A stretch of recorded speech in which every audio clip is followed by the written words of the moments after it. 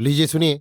सूर्यकांत त्रिपाठी निराला के लिखे उपन्यास कुल्ली भाट का भाग 2, मेरी यानी समीर गोस्वामी की आवाज में।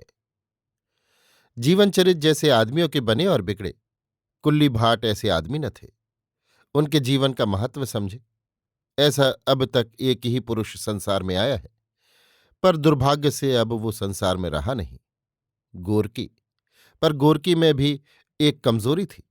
वो जीवन की मुद्रा को जितना देखता था, खास जीवन को नहीं। वादी विवादी था। हिंदी में कोई है हिंदी भाषी? किसी महापुरुष की जबान से कहा जा सकता है? नहीं। मैं हिंदी के पाठकों को भरसक चरितार्थ करूंगा। पर कुल्ली भाट के भूगोल में केवल जिला रायबरेली था स्थल, बाकी जल। एक बार लाचारी उम्र अयोध्या तक गए, जैसे किसी टापू में यान, रेल। यों जिंदगी भर अपने वतन डलमऊ में रहे, लेकिन जिंदगी के बाद जितने जानता हूं, नाम मात्र से लेकर पूरे परिचय तक उनसे नहीं छूटे। गढ़ी के किनारे कबीर को महासागर कैसे दिखा, मैं समझा।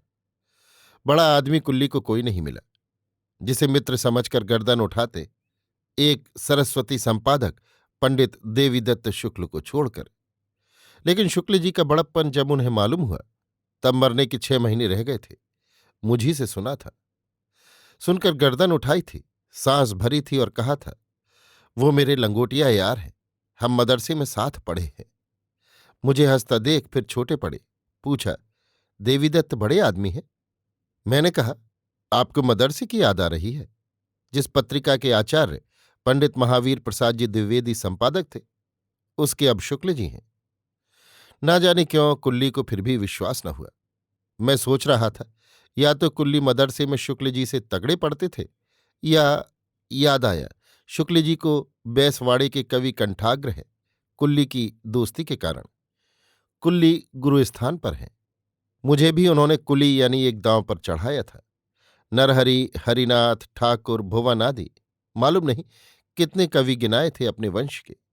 मुमकिन है इसलिए भी कि धाक जमाने में मुझे कामयाबी न होगी, ये मैं 20 साल से जानता हूं। अलावा मेरी दृष्टि का प्रतिष्ठा दोष कर दें।